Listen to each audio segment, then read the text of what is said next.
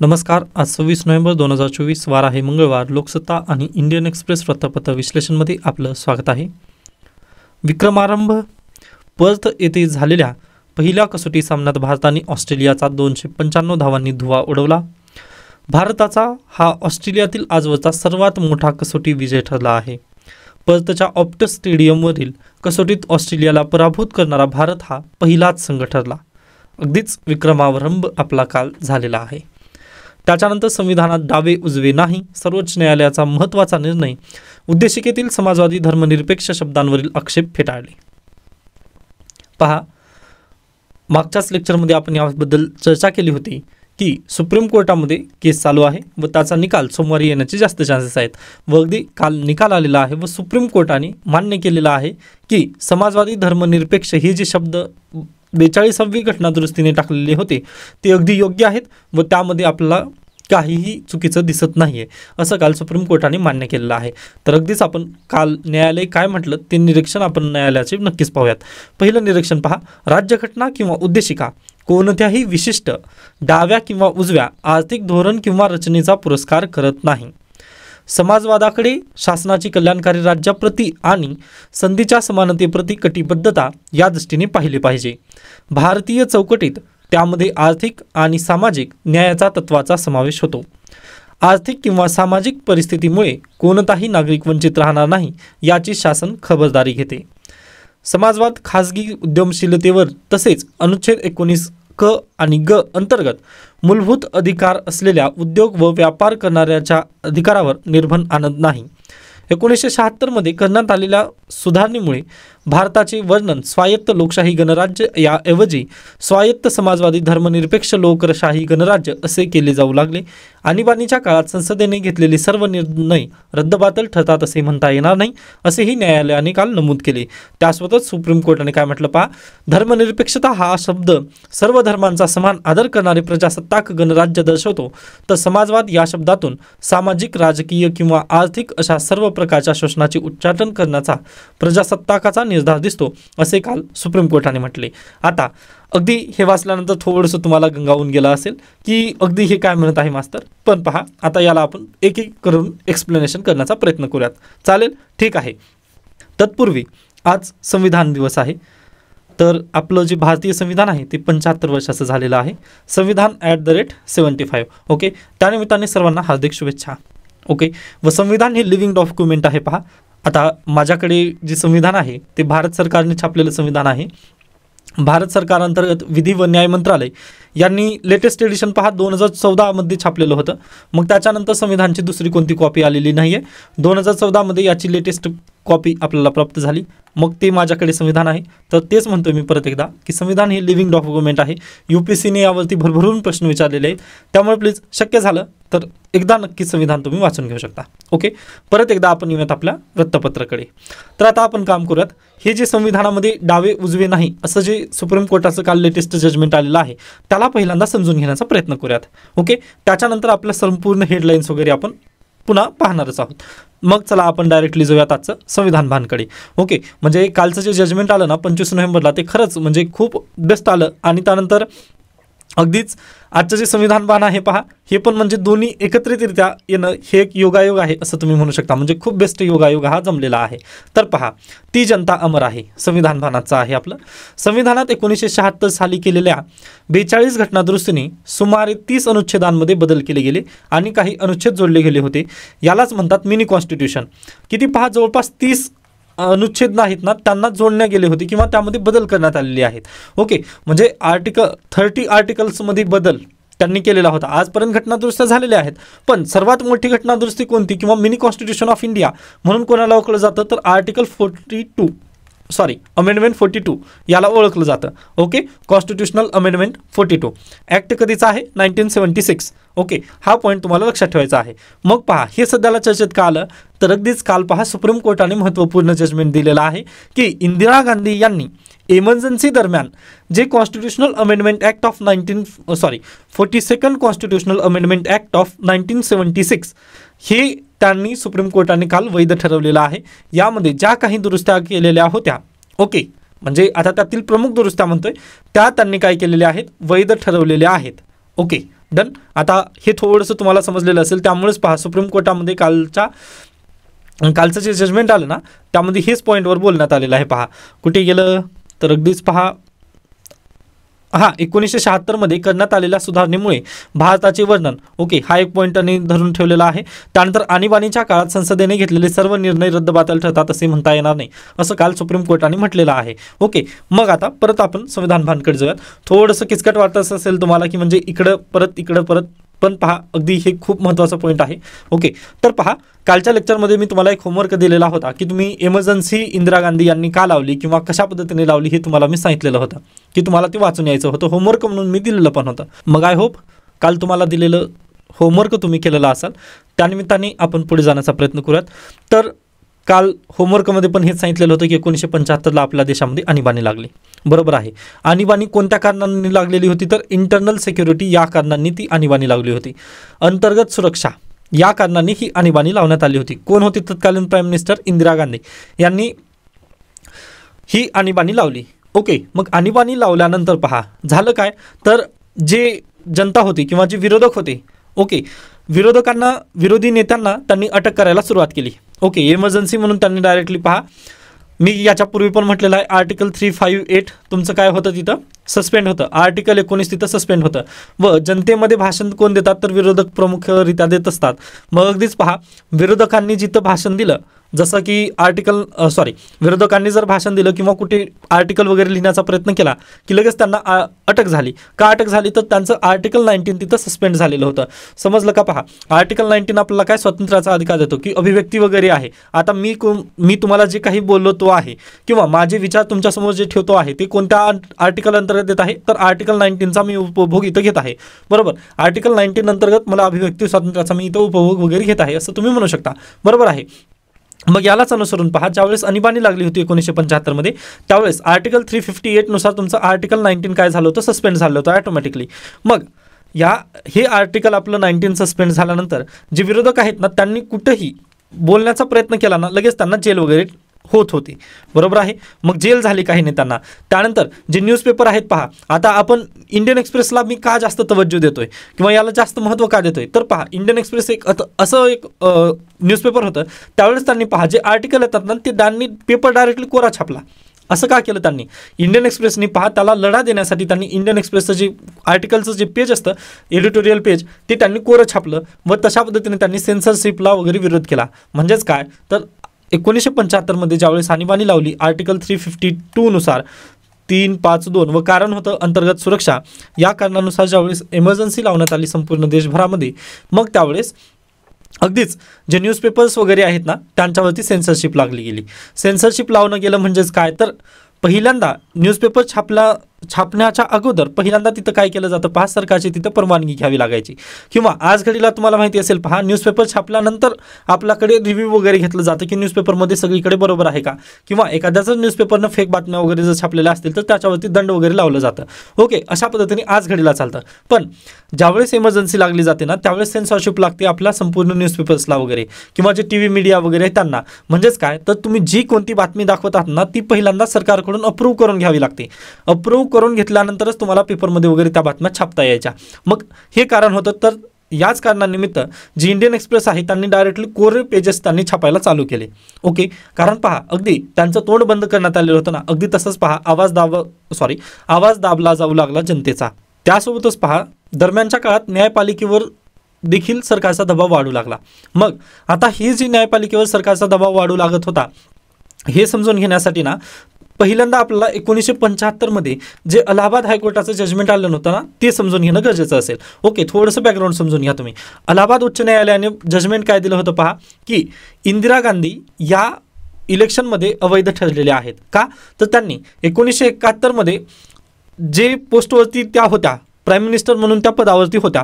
बरोबर आहे. मग प्राईम मिनिस्टर असताना त्यांनी इलेक्शन लढण्यासाठी ज्या सरकारी एजन्सीचा उपयोग केला किंवा सरकारी कर्मचाऱ्यांचा जो उपयोग केला तो अवैध आहे. या कारणानिमित्त त्यांचं जे इलेक्शन आहे ते अवैध होतं. ओके, त्यांनी जे इलेक्शन लढलं ना ते अवैधरित्या लढलेलं आहे. यासोबतच या कारणानिमित्त त्यांची जी लोकसभेची जी रायबरेली येथून जी सीट होती किंवा त्यांची रायबरेली येथील जी खासदारकी होती ती रद्द करण्यात आली. म्हणजेच त्या काय खासदार राहिलेल्या नाही आहेत. बरोबर. याच्या पुढे जाऊन अलाहाबाद उच्च न्यायालयाने निकाल काय दिला पहा, की तुम्हाला पुढचे 6 वर्ष तुम्हाला कोणतीही निवडणूक लढता येणार नाही, असं पण त्यांनी तिथं काय दिलं, त्यांना बॅन करण्यात आलं इलेक्शन लढण्यापासून. बरोबर आहे. म्हणजे पहा, त्यांची एकतर खासदारकी पण गेली, यासोबतच त्यांना इलेक्शन लढण्यापासून पण तिथं काय बॅन करण्यात आलं. मग हे इथपर्यंत समजलं असेल तर पुढे चला. आता मला सांगा, आपल्याकडे प्राईम मिनिस्टर असू द्यात किंवा चीफ मिनिस्टर असू द्या, या 2 पदावरती जर बसायचं म्हटलं तर आपल्याला काय करणं गरजेचं आहे. आता अगदीच उद्धव ठाकरे यांचं उदाहरण घ्या तुम्ही. उद्धव ठाकरे ज्यावेळेस चीफ मिनिस्टर झाले ना, त्यावेळेस त्यांच्याकडे कोणतं पद वगैरे होतं का, आमदार होते का ते कोणत्या तरी सभागृहाचे, तर बिलकुल नव्हते पहा. मग त्यांना काय विधान परिषदेवरती नेऊन ठेवण्यात आलं. अगदी त्याच धर्तीवर पहा तुम्ही प्राईम मिनिस्टर मनमोहन सिंग यांचं उदाहरण घ्या. मनमोहन सिंग ओके, हे कोणत्या सभागृहाचे नेते होते, तर अगदीच राज्यसभेचे ते नेते होते. म्हणजेच काय, आपल्या भारतीय संविधानानुसार तुम्हाला जर प्राईम मिनिस्टर किंवा चीफ मिनिस्टर जर व्हायचं असेल तर तुम्हाला पहिल्यांदा काय अट मान्य करावी लागेल, तर अगदीच तुम्ही कोणत्या तरी सभागृहाचे नेते असणं गरजेचं आहे. एकतर राज्यसभा किंवा लोकसभा प्राईम मिनिस्टरसाठी, आणि चीफ मिनिस्टरसाठी पहा तुम्ही एकतर विधानसभा किंवा विधान परिषद. ओके, मग आता मला डायरेक्टली आज घडीला होता येतं का. आता नायक चित्रपटामध्ये काय दाखवलंय पहा, की अगदीच अनिल कपूर यांनी काय केलेलं आहे, त्यांना 1 दिवसांचं तिथं चीफ मिनिस्टर केलेलं होतं. मग ते अगदी शक्य आहे का, तर बिलकुल शक्य आहे. किंवा 1984चं उदाहरण घ्या तुम्ही, राजीव गांधी यांचं. ते सभागृहाचे नेते होते का त्यावेळेस, किंवा सभागृहामध्ये त्यांचं सदस्यत्व होतं का, बिलकुल नव्हतं. तरी पण त्यांना प्राईम मिनिस्टर करण्यात आलं होतं. का करण्यात आलेलं होतं, तर अगदी भारतीय संविधानामध्ये त्याला एक सूट देण्यात आलेली आहे, की तुम्ही पदावर गेल्यानंतर 6 महिन्यांसाठी तुम्ही राहू शकता पहा. ओके, पहिले 6 महिने तुम्हाला मोफत तिथं मिळू शकतील. ओके, म्हणजे पहा तुम्ही संसदेमध्ये कोणत्याही सभागृहाचे जरी नेते नसाल तर पहिल्या 6 महिने तुम्हाला तिथं मुभा मिळते, तुम्ही तिथं राहू शकता. पण 6 महिन्यानंतर तुम्हाला तिथे प्राईम मिनिस्टर किंवा चीफ मिनिस्टर म्हणून राहता येणार नाही. तुम्हाला 6 महिन्याच्या आत अगदीच लोकसभा किंवा राज्यसभा, नाहीतर विधानसभा किंवा विधान परिषद, या दोन्हीपैकी एकाचं पद मिळणं खूप गरजेचं आहे, असं आपल्या भारतीय संविधानात तरतूद आहे. बरोबर. मग हे आय थिंक तुम्हाला तरतूद लक्षात आली, की 6 महिन्यामध्ये तुम्हाला सदस्यत्व तिथं घेणं गरजेचं आहे. मग अगदीच अनुसरून पहा तुम्ही, आता 1975 मधील अलाहाबाद उच्च न्यायालयाच्या निकालानंतर इंदिरा गांधी या खासदार नव्हत्या. बरोबर, त्यांचं खासदारकी तिथं गेलेली होती. मग खासदारकी गेल्यानंतर झालं काय, त्यांना आता राज्यसभेमध्ये जाता येतं का, लोकसभेमधील त्यांची खासदारकी गेली होती. रायबरेली लोकसभाची सीट आता सध्याला राहुल गांधी यांची आहे, तिथून इंदिरा गांधी लढलेल्या होत्या. ओके, मग रायबरेली येथील त्यांची लोकसभेची सीट तिथं खाली झाली. मग आता त्या राज्यसभेवर जाऊ शकत होत्या का, लोकसभा गेलं म्हटल्यानंतर राज्यसभेवर जाता येतं का, तर बिलकुल जाता येत नव्हतं ना, कारण हायकोर्टाने त्यांची सगळी दरवाजेच बंद केली होती. 6 वर्षांसाठी त्यांना निवडणुकीपासून बॅन करण्यात आलं. मग त्या कोणत्याच भारतामधील कोणतीही निवडणूक त्या लढवू शकत नव्हत्या. मग हे त्यांना ज्यावेळेस समजलं की बाबा हे तर आपल्यावरती खूपच मोठा टपका आहे, मग त्यांनी लगेच धावत कुठे गेल्या, सुप्रीम कोर्टाचा दरवाजा ठरवल्या. मग सुप्रीम कोर्टामध्ये गेल्यानंतर पहा, सुप्रीम कोर्ट त्या दिवशी मी तुम्हाला पण दाखवलेलं होतं, तर अगदीच 364 त्याचे हे होते पॉईंट्समध्ये सुप्रीम कोर्टाने जजमेंट दिलेलं आहे. इंदिरा नेहरू गांधी विरुद्ध राजनारायण केस, या केसमध्ये सुप्रीम कोर्टाने अगदी महत्त्वपूर्ण निकाल देत पहा 364 पानी ते जजमेंट दिलेलं होतं. ओके, मग ह्या दरम्यानच्या काळात आता अगदीच मी तुम्हाला काय म्हटलं, की आपला प्राईम मिनिस्टर पदावरती कोणत्याही सभागृहाचा नेता नसताना किती 6 महिन्यांसाठी तुम्हाला तिथं पदावरती राहता येतं. मग अगदी इंदिरा गांधी यांच्या केसमध्ये पण तेच झालेलं होतं ना. पहा, त्या प्राईम मिनिस्टर होत्या, बरोबर आहे, त्यांची खासदारकी रद्द झालेली होती, म्हणजे त्या सभागृहाचा नेता नव्हत्या. आता त्यांच्याजवळ फक्त किती दिवसांचा कालावधी होता, फक्त 6 महिन्यांचा तिथं कालावधी होता. ओके, त्यांच्याकडे फक्त 6 महिन्यांचा कालावधी होता. मग त्या गेल्या सुप्रीम कोर्टामध्ये. मग सुप्रीम कोर्टामध्ये गेल्यानंतर पहा, सुप्रीम कोर्टाने डायरेक्टली हे जे त्यांची खासदारकी रद्दबद्दलचा जो निर्णय होता ना, त्याला सुप्रीम कोर्टाने स्टे दिलं का, तर बिलकुल देऊ शकलं नाही. सुप्रीम कोर्टाची व्हॅकेशन बेंच तिथं बसलेली होती. सुप्रीम कोर्टाने काय म्हटलं, पहा आम्ही तो निर्णय देऊ शकत नाही, खासदारकी तुमच्या रद्द झाल्याबद्दल आम्ही स्टे देऊ शकत नाही. हां, पण तुम्हाला आम्ही काय करू, संसदेमध्ये बसण्याची मुभा तुम्हाला नक्की देऊ, असं म्हटलं त्यांनी. पहा, सुप्रीम कोर्टाच्या स्टेमध्ये काय ऑर्डर दिलं त्यांनी, खासदारकी रद्द होईल याबद्दल आम्ही स्टे देत नाही आहे तुम्हाला, पण तुम्ही संसदेमध्ये बसून तुमचे कामकाज करू शकता याबद्दल आम्ही तुम्हाला काय मुभा देत आहोत. ओके, यामुळे सुप्रीम कोर्टाचा हा निर्णय आल्यानंतर, म्हणजे सुप्रीम कोर्टाचे याबद्दलचं जे स्टे आल्यानंतर लगेच इंदिरा गांधी यांनी काय केली पहा. आता हा एक पैलू सांगण्याचा मी प्रयत्न करतोय पहा. ओके, 1976 मध्ये अगदीच विविध पैलू असू शकतील, किंवा जे अंतर्गत सुरक्षेचा जो मुद्दा आहे तो पण एक असू शकेल. जयप्रकाश नारायण यांचं आंदोलन वगैरे तसं पेटून उठलेलं होतं, पण ती एक बाजू झाली, ती फक्त एक बाजू झाली. आता मी दुसरी बाजू सांगण्याचा प्रयत्न करतोय. आता इथे जर हार्डकोर काँग्रेसवाले वगैरे जर असतील तर त्याबद्दल क्षमस्व. पहा, आपण म्हणजे फक्त एक एक बाजू किंवा एक एक पैलू समजून घेण्याचा मी प्रयत्न करतोय किंवा तुम्हाला समजावून सांगण्याचा प्रयत्न करतोय. तर पहा झालेलं काय. आता अगदीच सुप्रीम कोर्टाने इंदिरा गांधी यांना फक्त संसदेमध्ये बसण्याची परमिशन दिली होती. मग यालाच अनुसरून मग इंदिरा गांधी यांनी संसदेमध्ये गेल्यानंतर त्यांनी काय केलं पहा, पहिल्यांदा त्यांनी 38वी आणि 39वी घटना दुरुस्ती करून आणली. यापुढे भारत देशामधील पंतप्रधान, राष्ट्रपती यांचं इलेक्शन कोणत्याही न्यायालयामध्ये चॅलेंज करता येणार नाही असं त्यांनी घटना दुरुस्ती केली. त्यानंतर आणखीन एक म्हटल्यानंतर पहा, जे कोणते कायदे संसद करेल त्याला न्यायालयीन पुनर्विलोकन करण्याचा अधिकार सुप्रीम कोर्टाला किंवा कोणत्याही न्यायव्यवस्थेला असणार नाही. अशा 2 घटना दुरुस्त्या इंदिरा गांधी यांनी संसदेमध्ये बसून केल्या. आय होप तुम्हाला समजत आहे. सुप्रीम कोर्टाने स्टे ऑर्डर कशाचा दिला होता, फक्त संसदेमध्ये बसून त्यांना कामकाज करण्याचं त्यांनी ऑर्डर दिलं होतं सुप्रीम कोर्टाने, आणि अलाहाबाद उच्च न्यायालयाच्या निर्णयाला त्यांनी थोडंसं स्टे दिलेलं होतं. मग याचा अनुभव घेत किंवा याचा लाभ घेत इंदिरा गांधी यांनी पहिल्यांदा काय केली, 38वी आणि 39वी घटना दुरुस्ती केली. व त्याला त्यांनी काय म्हटलं पहा, की भारतातील पंतप्रधान आणि राष्ट्रपती यांच्या इलेक्शनला कोणीही चॅलेंज करता येणार नाही. त्यानंतर न्यायालयीन पुनर्विलोकनाचा जो अधिकार आहे ना, तो त्यांनी काढून घेतला. कोणाकडून? सुप्रीम कोर्ट आणि हायकोर्ट यांच्या दोघांकडून त्यांनी तो अधिकारच काढून घेतला. पहा, म्हणजे न्यायालयीन पुनर्विलोकन तिथं होणार नाही. आता न्यायालयीन पुनर्विलोकन म्हणजे काय असतं, तर अगदीच पहा, एखादा कायदा करण्यात आलेला आहे किंवा जसं की आधार कार्डचं असेल. ओके, आता अगदीच मी पहा प्राईम मिनिस्टर आहे असं कन्सिडर करतो. मग मी आज काय म्हटलं की तुम्हाला आधार कार्ड कंपल्सरी करण्यात येणार आहे, उद्यापासून तुमच्याकडे आधार कार्ड असणं मस्त आहे असं जर मी निर्णय काढला. ओके, मी एक GR काढला, बरोबर. मग ह्या GRला तुम्ही काय पहा, अगदी जर तुमच्याजवळ जर आधार कार्ड नसेल ना, तर तुम्ही काय डायरेक्टली सुप्रीम कोर्टामध्ये जाता. आर्टिकल 32 नुसार माझं हनन होत आहे. ओके, या नात्याने तुम्ही आर्टिकल 32 नुसार अगदीच डायरेक्टली सुप्रीम कोर्टामध्ये जाऊन हे जे GR आलेलं आहे ना, ह्याला चॅलेंज करू शकता तुम्ही.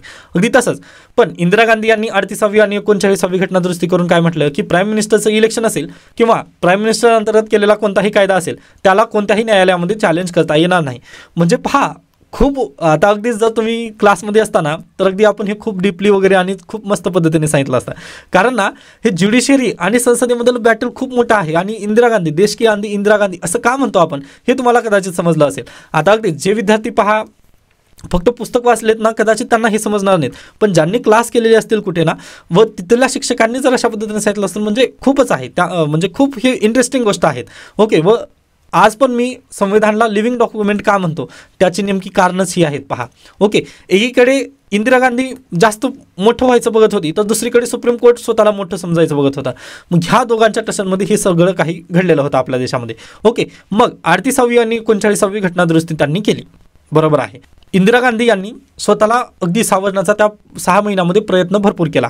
ओके, स्वतःला त्या 6 महिन्यांमध्ये सावरण्याचा प्रयत्न भरपूर केलेला त्यांनी आपला इथं दिसून येतो, स्पष्ट दिसून येतो. का तर पंतप्रधानाचं इलेक्शनच चॅलेंज होऊ शकत नाही असं त्यांनी थोडंसं प्रयत्न केले गेले होते. मग आता आपण 38वी आणि 39वी जी घटना दुरुस्ती पाहिली, या 2 घटना दुरुस्तीला जर लक्षात घेतला तुम्ही, तर तुम्हाला अगदी सांगता येईल का की आता म्हणजे कंटेम्पररी सिच्युएशननुसार सांगतोय मी, तर आणीबाणी जी इंदिरा गांधी यांनी लावलेली होती त्याला सुप्रीम कोर्ट किंवा हायकोर्टामध्ये चॅलेंज करता येत होतं का? तर बिलकुल येणार नव्हतं. आता पहा ना, मी तो उदाहरण देताना काय म्हटलं, प्राईम मिनिस्टरनी एक GR काढला की उद्यापासून आधार कार्ड कंपल्सरी आहे व तुम्ही सुप्रीम कोर्टामध्ये गेला व त्याला अगदी रद्दबातल केला तो निर्णय. पण इंदिरा गांधी 38व्या घटना दुरुस्तीनुसार काय म्हटलं की तुम्हाला न्यायालयीन पुनर्विलोकन करता येणारच नाही, बरोबर आहे. न्यायालयीन पुनर्विलोकन जर करता येणार नसेल तर अगदी इंदिरा गांधी यांनी GR काय काढलं होतं की आजपासून आपल्या देशामध्ये आणीबाणी लागणार आहे, बरोबर. मग आणीबाणी जर लागणार असेल तर तो GR झाला, मग त्या GRला सुप्रीम कोर्ट तिथं वैध किंवा अवैध ठरवू शकेल का? तर बिलकुल ठरवू शकणार नाही ना, कारण त्यांची सुप्रीम कोर्टाची त्यांनी पॉवरच काढून घेतली होती. मग आय होप तुम्हाला समजलं असेल. अशा पद्धतीने 38वी आणि 39वी त्यांनी घटना दुरुस्ती तिथं पहिल्यांदा घडून आणली, बरोबर आहे. मग हे घटना दुरुस्ती झाल्यानंतर त्यांनी थोडंसं आणखीन एक स्टेप उचलण्याचा प्रयत्न केला. मग त्यांचे सुपुत्र होते पहा संजय गांधी. मग संजय गांधी यांनी काय केली पहा, अगदीच नसबंदी वगैरे करायला चालू केली. मग नसबंदीचे डायरेक्टली हॉस्पिटलला वगैरे तिथं काय त्यांनी डायरेक्टली टार्गेटच दिले पहा. मग या सर्व कारणांनी पहा अगदीच एक तर ज्युडिशरीवरती ताण आला की त्यांनी कोणत्याच घटनाचं काय करायचं नाही, तुम्ही अगदीच न्यायालयीन पुनर्विलोकन वगैरे करायचं नाही असं त्यांनी म्हटलेलं आहे. त्यानंतर पुढे इकडे गेल्यानंतर पहा जनतेची नसबंदी वगैरे चालू झाली. त्यानंतर जे विरोधक आहेत त्यांना जेलमध्ये वगैरे टाकण्यात आलं. बरोबर आहे. जे न्यूजपेपर्स वगैरे ज्यांनी रिअल बातम्या वगैरे देण्याचा प्रयत्न करत होते त्यांच्यावरती सेन्सरशिप लागण्यात आली. म्हणजे प्रत्येक गोष्टीकडून काय करण्यात आलं पहा. आणीबाणीच्या परिस्थितीमध्ये किंवा देशामध्ये आणीबाणी किंवा आर्टिकल 352 याचा उपयोग केला गेल्यानंतर पहा अगदीच जनतेचे जे प्रश्न वगैरे आहेत ना ते सगळीकडे वगैरे तिथे म्हणजे हाहाकार वगैरे झालं असं तुम्ही म्हणू शकता. किंवा जे फंडामेंटल राईट्स आहेत ना त्याला धुळीस तिथं टाकण्यात आलं. बरोबर आहे. व अगदी मजेशीर जर गोष्ट म्हटलात तुम्ही तर पहा आजच संविधान दिवस आहे व आजच आपण भारतीय संविधानावर तो जो झालेला हल्ला होता 1975 मध्ये त्याला आपण अगदी योग्य पद्धतीने डिस्कस करण्याचा प्रयत्न करत आहोत. अगदीच थोडासा कालावधी आणखीन पुढे गेल्यानंतर इंदिरा गांधी यांनी सुवर्णसिंह समिती बसवली. मग सुवर्णसिंह समिती बसवल्यानंतर त्यांनी काही रिकमेंडेशन दिले पहा. जसं विविध पद्धतीने पहा त्यांनी 30 अमेंडमेंट करण्याचं त्यांनी रिकमेंडेशन दिले. यासोबतच 51 क 51 अ म्हणा किंवा क म्हणा यामध्ये त्यांनी काय म्हटलं की मूलभूत कर्तव्य इन्सर्ट करा. मूलभूत कर्तव्य तुम्ही तिथे टाकू शकता असं सुवर्णसिंह समितीने रिकमेंडेशन वगैरे दिले. मग त्या रिकमेंडेशननुसार इंदिरा गांधी यांनी 42वी घटनादुरुस्ती 1976 ही त्यांनी घडवून आणली. 42वी घटनादुरुस्ती 1976. आता 38 आणि 39 आपण पाहिलं. आता त्याच्यानंतर पाहायचं आहे आपल्याला 42वी घटनादुरुस्ती. मग 42व्या घटनादुरुस्तीनुसार पहिल्यांदा चेंजेस कुठं करण्यात आले पहा. प्रेम्बलमध्ये चेंजेस करण्यात आले. म्हणजेच काय आपली जी उद्देशिका आहे त्याच्यामध्ये चेंजेस करण्यात आले. त्याच्यानंतर पुढे गेल्यानंतर पहा आपल्याला काय सांगता येतं जे DPSP आहेत त्या DPSP मध्ये काही चेंजेस झाले. त्यासोबतच DPSP झाल्यानंतर लगेच मूलभूत जे कर्तव्य आहेत फंडामेंटल ड्युटीज त्याला इन्सर्शन त्याचं करण्यात आलं. बरोबर आहे. असे काही त्यांनी काय विविध कलमामध्ये त्याचं काय त्यांनी मोडतोड वगैरे करण्याचा प्रयत्न केला. आता पहा आपल्याला प्रत्येक DPSPला वगैरे चर्चेला घ्यायचं नाही आहे किंवा प्रत्येक फंडामेंटल ड्युटीला तिथं चर्चेला घ्यायचं नाही आहे. हे तुमचं होमवर्क असेल. पण आपला प्रिएम्बल ह्याला नक्की चर्चेत घ्यायचा आहे. तर चला प्रिएम्बल आपण पाहण्याचा प्रयत्न करूयात. तर पहा हे आपलं मूळ संविधान आहे. हे अशा पद्धतीने दिसतं. मग हे डायरेक्टली आपण इथं पेज नंबर 47 वरती जाण्याचा प्रयत्न करूयात. आता पहा 47 पेज वरती आल्यानंतर एकच मिनिट द्या. इथे आहे भारताचे संविधान त्याची उद्देशिका. मग याच्यामध्ये 1976 42वी घटनादुरुस्तीनुसार काही चेंजेस करण्यात आलेत ते आपण थोडंसं पाहून घेऊयात. तत्पूर्वी आपण आज भारतीय संविधान दिन किंवा आपल्या संविधानाला 75 वर्ष पूर्ण झाली या नात्याने थोडंसं उद्देशिकेचं वाचन आपण करणार आहोत. तर चला उद्देशिका. आम्ही भारताचे लोक भारताचे एक सार्वभौम समाजवादी धर्मनिरपेक्ष लोकशाही गणराज्य घडवण्याचा व त्याच्या सर्व नागरिकांस सामाजिक आर्थिक राजनैतिक न्याय विचार अभिव्यक्ती विश्वास श्रद्धा व उपासना यांचे स्वातंत्र्य दर्जाची व संधीची समानता निश्चितपणे प्राप्त करून देण्याचा आणि त्या सर्वांमध्ये व्यक्तीची प्रतिष्ठा व राष्ट्राची एकता आणि एकात्मता यांचे आश्वासन देणारी बंधुता प्रवर्धित करण्याचा संकल्पपूर्ण निर्धार करून आमच्या संविधान सभेत आज दिनांक 26 नोव्हेंबर 1949 रोजी याद्वारे हे संविधान अंगीकृत आणि अधिनियमित करून स्वतः प्रत अर्पण करीत आहोत. हे आहे आपल्या आपल्या भारताच्या संविधानाची उद्देशिका. मग यावरून UPSC बिलकुल प्रश्न विचारलेली आहे. मेन्समध्ये भरपूर वेळा प्रश्न आलेले आहेत. तर ते प्रश्न कोणते आहेत प्लीज यामधील सर्वात महत्त्वाचे हायलाइटेड पॉईंट तुम्ही लक्षात घ्या. त्याच्यानंतर आपण संविधान भानकडे जाणार आहोत. तत्पूर्वी प्रश्न कुठून येतात हे प्लीज लक्षात घ्या तुम्ही. एकच मिनिट दमला क्लीन करू द्या. तर पहा सार्वभौम समाजवादी धर्मनिरपेक्ष लोकशाही गणराज्य हे 4 शब्दांचे अर्थ तुम्हाला लक्षात ठेवायचेच आहेत. 1 2 3 4 5 3 आणि 2 5 हे जे 5 शब्द आहेत ना यांचे तुम्हाला अर्थ लक्षात ठेवणं गरजेचं आहे. प्लीज याचे अर्थ लक्षात ठेवा आणि यांच्या डेफिनेशन पण लक्षात ठेवायचं आहे. UPSC आय थिंक 2013ला हा प्रश्न आलेला होता. हायलाइटेड शब्द आहेत प्लीज लक्षात ठेवायचा आहे. डन. त्याच्यानंतर प्रिलिमला प्रश्न असे येतात आपल्या भारतीय संविधानानुसार कोणत्या पद्धतीचे न्याय देण्याचा प्रयत्न केला गेलेला आहे. तर सामाजिक आर्थिक आणि राजनैतिक न्याय देण्याचा प्रयत्न केला आहे जनतेला. त्यानंतर आपल्याला स्वातंत्र्य किती गोष्टींचं मिळालेलं आहे तर विचार अभिव्यक्ती विश्वास श्रद्धा व उपासना या गोष्टींचं आपल्याला काय स्वातंत्र्य मिळालेलं आहे. प्लीज लक्षात ठेवा हे पॉईंट्स परीक्षेला UPSCने विचारलेले आहेत त्यामुळे सांगतोय. न्याय किती पद्धतीचा आहे 3 सामाजिक आर्थिक आणि राजनैतिक. तर स्वातंत्र्य किती गोष्टींचं आहे विचार अभिव्यक्ती विश्वास श्रद्धा उपासना यांचे स्वातंत्र्य आपल्याला मिळालेलं आहे. व समानता कशामध्ये आहे दर्जाची आणि संधीची समानता आहे. तर हे एवढे जे पॉईंट्स आहेत ना एवढे तुम्हाला लक्षात ठेवायचं आहे. डन. त्याच्यानंतर आता जे इंदिरा गांधी यांनी घटनादुरुस्ती केली होती पहा, 42वी घटनादुरुस्ती 1976, मग त्यांच्यानुसार कोणते पॉईंट टाकलेले आहेत ते आपण आता चर्चेला घेणार आहोत. तर आता तुम्ही भारताचं संविधान वाचत असताना तुम्हाला इथं लक्षात आलं का, ही 1 नंबरचा पॉईंट दिलेला आहे आणि इथं 2 नंबरचा पॉईंट दिलेला आहे पहा. मग हे कशामुळे केलं असेल, तर आता याला खाली पहा. 1 नंबरच्या पॉईंटला आपण जर खाली घेऊन गेला तर संविधान 42वी सुधारणा अधिनियम 1976 याच्या कलम 2 द्वारे सार्वभौम लोकशाही गणराज्य या मजकुराऐवजी दाखल केले आहे व याचं वाचन 3 जानेवारी 1977 पासून इम्प्लिमेंटेशन त्याचं झालेलं आहे. डन. तर पहा, भारतीय संविधानात ना पूर्वी असं होतं, सार्वभौम लोकशाही गणराज्य हे 3च शब्द होते, सार्वभौम लोकशाही गणराज्य असे 3च शब्द होते. पण इंदिरा गांधी यांनी 42वी घटनादुरुस्ती 1976 त्याचं कलम जे 2 होतं त्यानुसार समाजवादी आणि धर्मनिरपेक्ष हे 2 शब्द त्यांनी इन्सर्ट केलेले आहेत. पॉईंट समजला. त्याच्यानंतर खाली आल्यानंतर पहा, इथं दुसऱ्या नंबरचा पॉईंट काय आहे, राष्ट्राची एकता आणि एकात्मता. मग हे पूर्वी काय होतं, भारतीय संविधान 1949ला ज्यावेळेस आपल्याला प्राप्त झालं ना, त्यावेळेस पहा फक्त राष्ट्राची एकता तिथं देण्यात आलेलं होतं. पण इंदिरा गांधी याच्यामध्ये पण त्यांनी बदल केले व आणि एकात्मता हे 2 शब्द त्यांनी, सॉरी एकच शब्द आहे, मी त्याला आणि म्हटलं, सॉरी फॉर दॅट. तर आणि एकात्मता हे 2, माय मिस्टेक, आणि एकात्मता हा 1 शब्द त्यांनी इन्सर्ट केला. अशा पद्धतीने त्यांनी किती शब्द इन्सर्ट केले भारतीय संविधानामध्ये, 3 शब्द त्यांनी प्रेम्बलमध्ये इन्सर्ट केले. आय होप पॉईंट तुम्हाला क्लिअर झालेला आहे.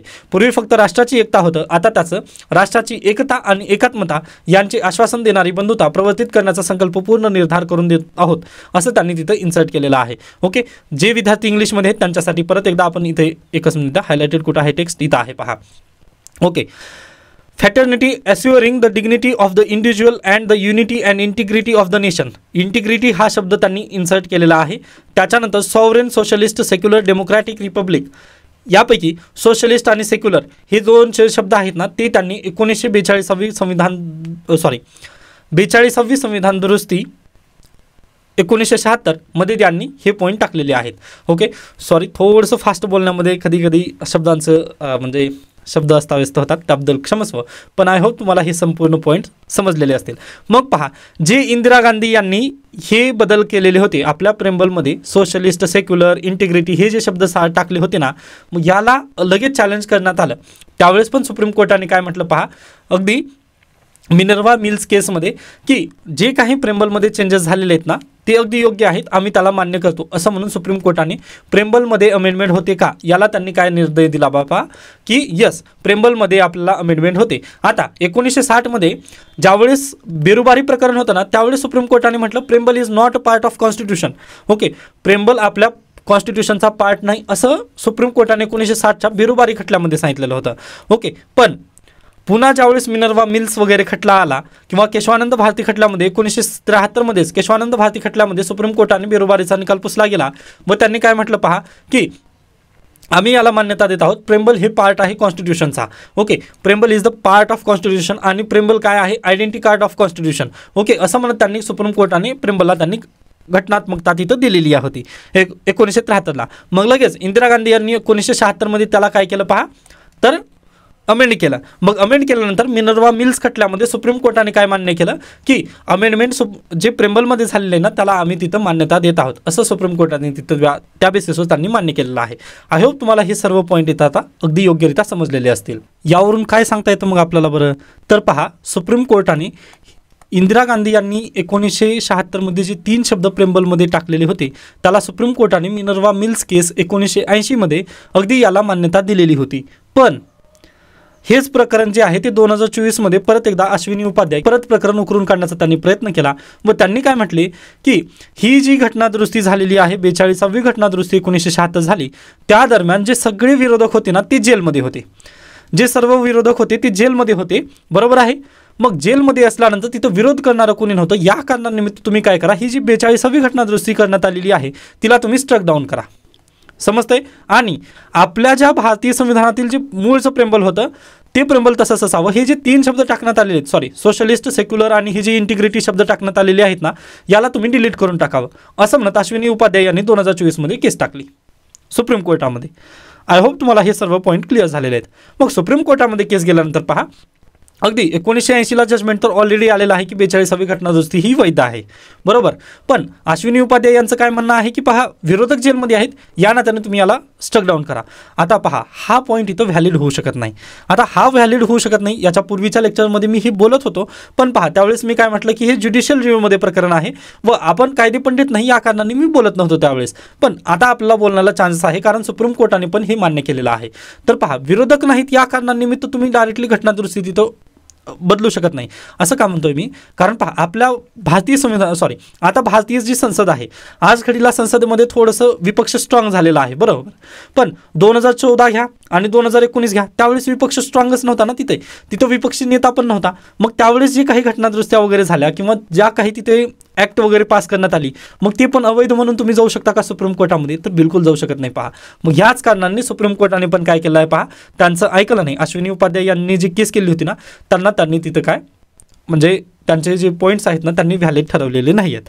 त्यानंतर सुप्रीम कोर्टाने पण मान्य केलेलं आहे की जे 42वी घटनादुरुस्तीमध्ये जे काही कलमं टाकण्यात आलेली होती पहा, त्याला आपण ते जी काही कलमं वगैरे होती त्याला अगदीच तिथं मान्यता आहे. कारण प्रेम्बलला पॉवर आहे, जे पार्लिमेंट आहे ना, त्यातील लोकसभा, त्याच्याकडे पूर्ण पॉवर आहे आपलं भारतीय संविधान पूर्णतः बदलण्याची. असं 1980मध्ये मिनर्वा मिल्स केसमध्ये सुप्रीम कोर्टाची वर्डिंग आहे पहा. ओके, सुप्रीम कोर्ट काय म्हटलं, आर्टिकल 368 नुसार आपलं जे भारतीय संविधान आहे त्याला पूर्णतः बदलण्याची पॉवर आहे, फक्त त्यांनी बेसिक स्ट्रक्चर डॉक्ट्रिन बदलू नये असं त्यांनी म्हटलेलं आहे. आता पूर्ण बदलू शकता पण बेसिक स्ट्रक्चर डॉक्ट्रिनला हात लावायचा नाही असं म्हणत त्यांनी 1980मध्ये सुप्रीम कोर्टाने व्हर्डिक्ट दिलं होतं. त्याचाच आधार घेत 2024मध्ये हा जो निकाल आलेला आहे, परत आता आपण ह्या निकालाकडे जाऊयात. पहा इथे त्यांनी नाव दिलेलं नाही आहे, ओके. तर पण आपला इंडियन एक्सप्रेसमध्ये त्या दिवशी नाव मिळालेलं होतं, त्यानिमित्ताने मी त्यांचं नाव घेतलं, ओके. तर पहा इथे मग आता न्यायालयाची काय निरीक्षण आहे ते आता परत एकदा पाहूयात. आय होप तुम्हाला बॅकग्राऊंड आता योग्यरित्या समजलेला आहे. आता एकेकाचा आपण पॉईंट घेऊयात. आता पहा, राज्यघटना किंवा उद्देशिका कोणत्याही विशिष्ट डाव्या किंवा उजव्या आर्थिक धोरण किंवा रचनेचा पुरस्कार करत नाही. आता याचं म्हणणं काय म्हटलं, सुप्रीम कोर्टाने जे काल जजमेंट दिलं ना, याचं म्हणणं काय आहे किंवा याचं मिनिंग काय होतं पहा. आता आज घडला जर तुम्ही पाहिलात, राईट विंग आणि लेफ्ट विंग, तुम्ही जर पाहिलात राईट विंग काय करते, म्हणजे आज घडीला राईट विंगमध्ये पार्टी कोणती आहेत, BJP, आणि लेफ्ट विंगमध्ये कोणती आहे तर काँग्रेस, ओके. तर राईट विंगचं काय म्हणणं आहे की हिंदुइझम किंवा आपलं जे अखंड भारत आहे, ओके, हिंदुस्तान, या पद्धतीचं त्यांचं म्हणणं असतं. पण जे लेफ्टिस्ट असतात त्यांचं काय म्हणणं असतं, लिबरल या पद्धतीने. मग लिबरल याचाच पुढे जर तुम्ही घेऊन गेलात तर धर्मनिरपेक्ष राष्ट्र, ओके. धर्मनिरपेक्ष राष्ट्र लिबरल किंवा लेफ्टिस्टचं म्हणणं असतं. व राईटिस्ट किंवा राईट विंगचं जर म्हणणं तुम्ही जर ऐकलात तर त्यांचं काय, हिंदुस्तान किंवा हिंदुइझम, याला थोडंसं रिवाईव्ह करणं असं BJP किंवा राईट विंगचं म्हणणं असतं, बरोबर आहे. आय होप तुम्हाला पॉईंट समजले असतील. त्यामुळे पहा, आता या बेसिसवर जो तुम्ही पाहिलात ना, धर्मनिरपेक्ष राष्ट्र ही लेफ्टिस्टचा आहे. मग धर्मनिरपेक्ष हा जो शब्द टाकलेला आहे आपल्या भारतीय संविधानामध्ये, जो सेक्युलर शब्द टाकलेला आहे, तो कोणाची विचारसरणी दर्शवतो तर लेफ्ट विंग किंवा लेफ्टिस्ट लोकांची ती विचारसरणी आहे. मग हे मूळ संविधानामध्ये तर नव्हतं ना, मग हे काय केलेलं आहे, लेफ्ट विंगच्या लोकांनी टाकलेलं आहे, यामुळे याला स्टक डाऊन करा असं त्यांनी तिथं म्हणणं होतं अश्विनी उपाध्याय यांचं. पण सुप्रीम कोर्टाने हे मान्य केलं का तर बिलकुल नाही. सुप्रीम कोर्टाने म्हटलं तुम्ही असं का भांडून घेत आहात राईट विंग आणि लेफ्ट विंग वगैरे म्हणून, तर हे अगदी चुकीचं आहे असं म्हणत सुप्रीम कोर्टाने परत एकदा आर्टिकल 14 इथं सर्वांना दाखवलेलं आहे की आपण कायद्यासमोर सगळेजण समान आहोत. त्यामुळे राईट विंग काय आहे आणि लेफ्ट विंग काय, आपला तसा पुरस्कार कोणताही करायचा नाही, ओके. हा पॉईंट समजला असेल सेक्युलर शब्दाविषयीचा. त्याच्यानंतर पुढे चला, सुप्रीम कोर्टासमोर आणखीन एक शब्द आहे, त्या शब्दाचं नाव आहे समाजवाद. आता कालचं लेक्चर ज्या विद्यार्थ्यांनी पाहिलं नसेल त्यांनी प्लीज पाहून घ्या, त्यामध्ये मी समाजवाद थोडंसं समजावलेलं आहे. समाजवाद आणि दुसरीकडे काय आहे, भांडवलवाद किंवा त्याला समाजवादी आणि भांडवलशाही अशा दोन पद्धतीच्या अर्थव्यवस्था तुम्ही कन्सिडर करा. अर्थव्यवस्था ह्या दोन पद्धतीच्या आहेत, एक समाजवादी आहे आणि दुसरी आहे भांडवलशाही. आता मी याच्या कालच्या लेक्चरमध्ये पण म्हटलं होतं मिश्र अर्थव्यवस्था आहे, ते मिक्सर केलेलं आहे आपण. पण मुळात जर घेतलात तुम्ही तर इकडे येतं सोशलिस्ट आणि दुसरी इकडे येतं कॅपिटलिस्ट, बरोबर. मग भारतीय संविधानामध्ये कोणता शब्द टाकण्यात आला आहे, सोशलिस्ट हा शब्द टाकण्यात आलेला आहे. आय होप हा पॉईंट तुम्हाला समजलेला असेल. कुठे गेला, सोशलिस्ट, ओके. मग ह्या सोशलिस्टचं काय प्रकरण आहे तर सोशलिस्टमध्ये मी काल तुम्हाला ते सांगितलेलं होतं की अगदीच जे काही सरकार असेल ना, सरकार काय करतं पहा, जनतेच्या सेंट्रिक काम करण्याचा प्रयत्न करतं. सरकार जो असेल ना तो जनतेच्या सेंट्रिक काम करण्याचा प्रयत्न करतं. म्हणजेच तिथे त्यांनी काय करतात तर सरकारी हॉस्पिटल असतात, हॉस्पिटल, सरकारी स्कूल असतात, त्यानंतर सरकारी बस सेवा असते म्हणजे ट्रान्सपोर्टेशन, म्हणजे सगळ्या ज्या गोष्टी असतात ना त्या सरकारच्या तिथे प्रोव्हाइड केलेल्या असतात. जसं टेलिफोन एजन्सी BSNL आहे ना आपल्याकडे, मग त्या संपूर्ण गोष्टी सरकारद्वारे प्रोव्हाइड केल्या जातात. त्याला आपण सोशलिस्ट असं म्हणतो. मग अश्विनी उपाध्याय यांचं काय म्हणणं होतं पहा, की आपली आता अर्थव्यवस्था कशी आहे, मिश्र स्वरूपाची आहे. का म्हणतोय अगदीच पहा, तर आपल्याकडे सरकारी पण हॉस्पिटल आहेत आणि प्रायव्हेट पण हॉस्पिटल आहेत, सरकारी पण शाळा आहेत आणि प्रायव्हेट पण शाळा आहेत. त्यासोबतच पहा, जी बस सेवा आहे ती प्रायव्हेट पण आहे आणि सरकारी पण आहे. ट्रान्सपोर्टेशन ते पण अगदीच सरकारी पण आहे आणि प्रायव्हेट पण आहे. मग हे जर दोन पाहिलात तुम्ही, तर हे समाजवादी जो शब्द आहे याच थोडीच तिथं सोशलिस्ट हा जो शब्द आहे त्याचा रिलिव्हन्स थोडीच तिथे राहत आहे. मग ह्याला त्यांनी चॅलेंज केलं होतं. पण सुप्रीम कोर्टाने काय म्हटलं पहा, की अगदीच समाजवादाकडे शासनाची कल्याणकारी राज्याप्रती आणि संधीच्या समानतेप्रती कटिबद्धता या दृष्टीने पाहिले पाहिजे. म्हणजे जो समाजवाद त्यांनी सांगितला ना तो आपला भारतीय समाजवाद आहे असं सुप्रीम कोर्टाला तिथं बेसिकली म्हणायचं आहे. म्हणजे समाजवादाची खरी डेफिनेशन काय, तर संपूर्ण गोष्टी सरकारनेच करणं असं असतं. पण आता भारतीय समाजवाद असा जर पाहिला तुम्ही, तर शासनाची कल्याणकारी राज्याप्रती आणि संधीच्या समानतेप्रती कटिबद्धता या दृष्टीने तुम्ही पहा. म्हणजे आर्टिकल 14ला तुम्ही धरून पहा, जेणेकरून सर्वांना समान संधी तिथं दिली जाईल यासाठी आपलं समाजवाद तिथं ठेवत आहे असं म्हणत सुप्रीम कोर्टाने हे निरीक्षण नोंदवलं. व प्रेम्बलमध्ये जो सोशलिस्ट हा शब्द जो टाकण्यात आलेला ना तो अतिशय योग्य आहे असं त्यांनी म्हणण्याचा प्रयत्न केला. आय होप हा पण पॉईंट तुम्हाला अगदी डिटेलमध्ये क्लिअर झालेला असेल. आता पहा 40 मिनिट झालेले आहेत. आता एडिटिंग केल्यानंतर हा टाईम थोडंसं कमी होईल, पण 40 मिनिट आपण फक्त संविधानबद्दल चर्चा करत आहोत.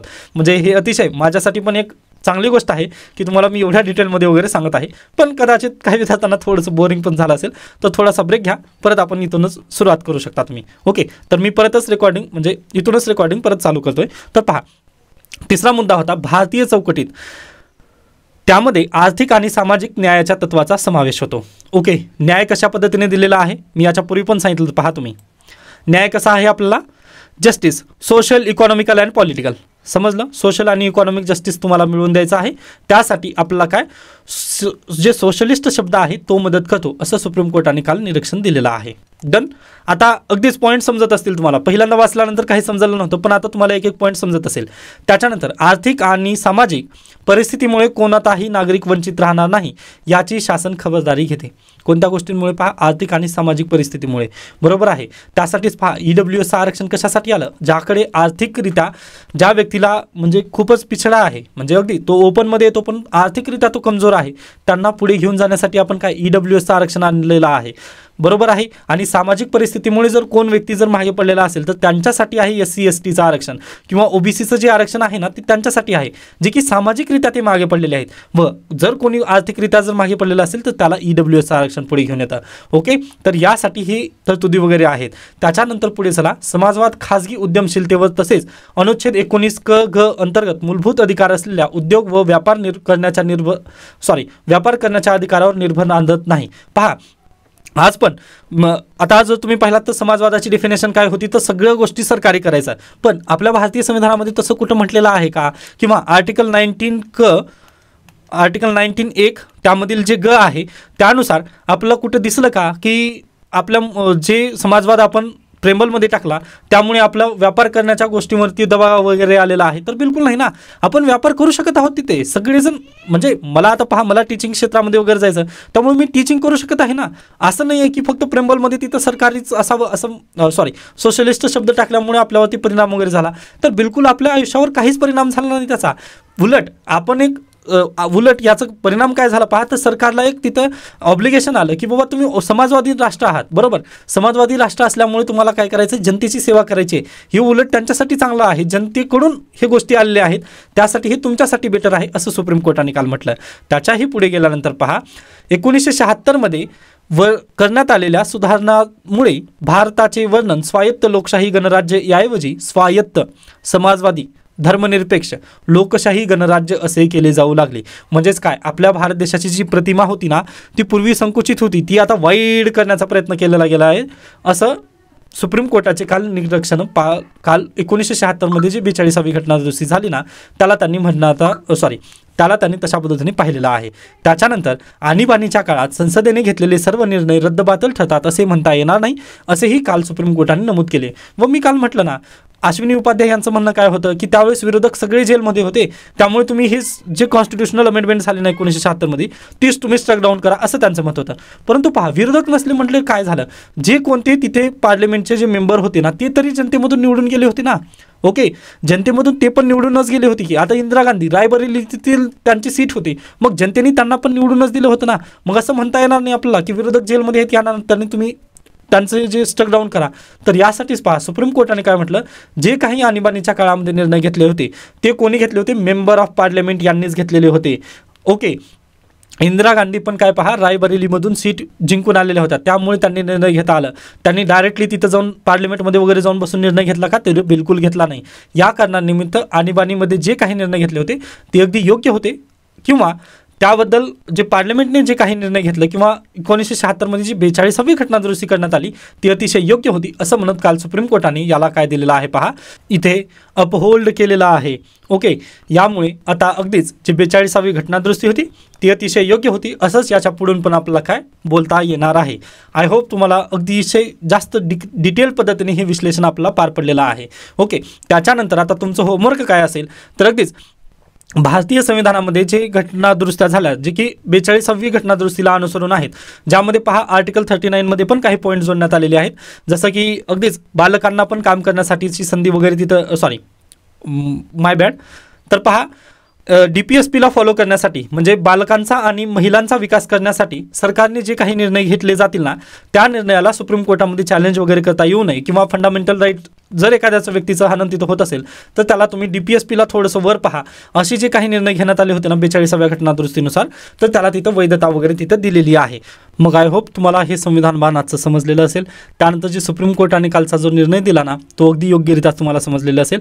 फक्त आता तुमच्याकडे एक होमवर्क असेल पहा आज, की DPSP मधले मी काही जास्त जे 42वी घटना दुरुस्ती झाली ना त्यामधील काही पॉईंट मी घेतलेले नाहीत किंवा ते स्किप केलेले आहेत.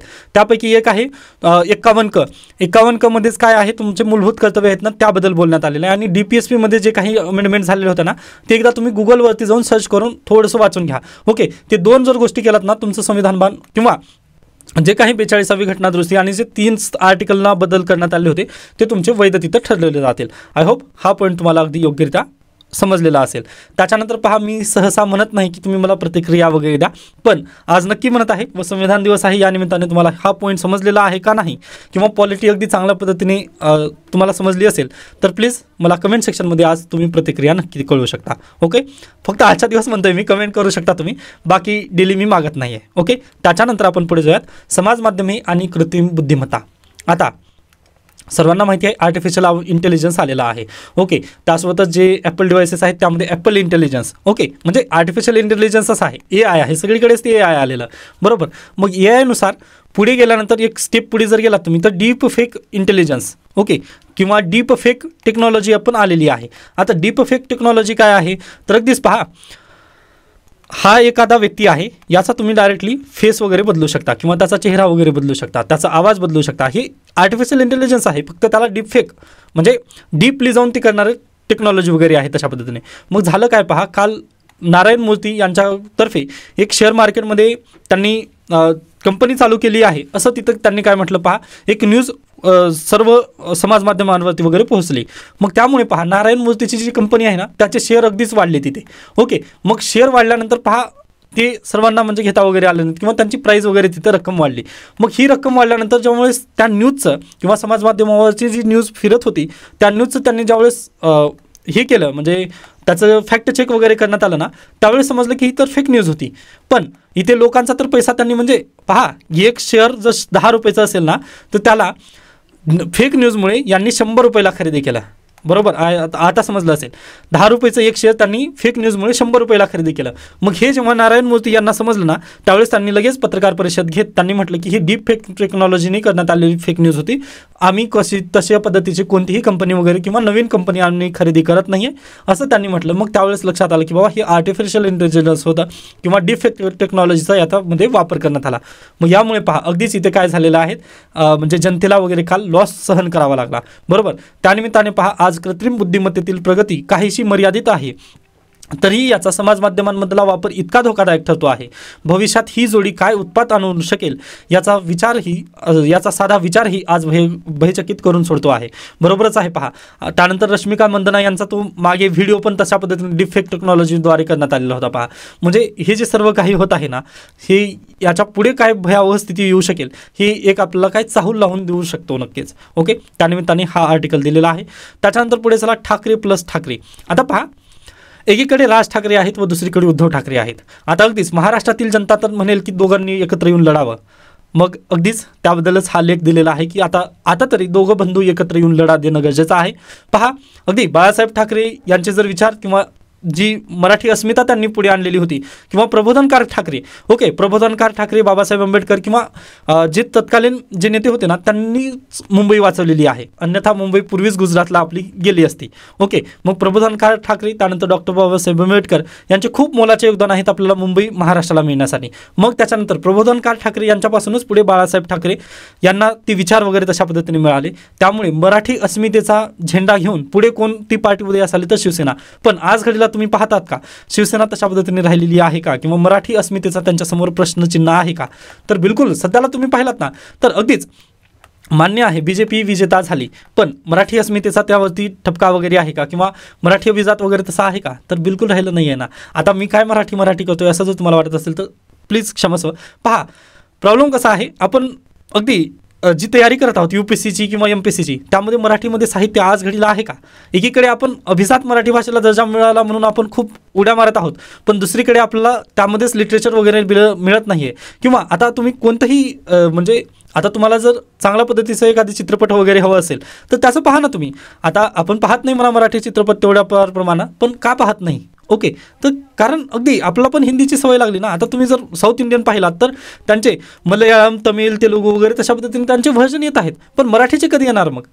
मग त्यासाठीच मराठी अस्मिताची जी पार्टी शिवसेना ही जी बनली होती त्याचं पुन्हा जे पुढे फाटी फुटले परत ते आता जोडण्याची खरंच गरज आहे की काय, असा हा लेख देण्यात आलेला आहे. सॉरी, थोडंसं आपले कदाचित विचार जर जुळले नसतील तर त्याबद्दल मला माफ करा, पण खरंच ह्या महाराष्ट्राला आपली गरज आहे असं आपण समजून पुढे जाण्याचा नक्की प्रयत्न करूयात. त्याच्यानंतर येतं अमेरिकेच्या नव्हे तर ट्रम्प यांच्या स्वार्थासाठी. आता पहा, कालच्या लेखमध्ये आपण चर्चा केली होती चायना आणि जे USA आहे यांचे थोडेसे रिलेशनबद्दल.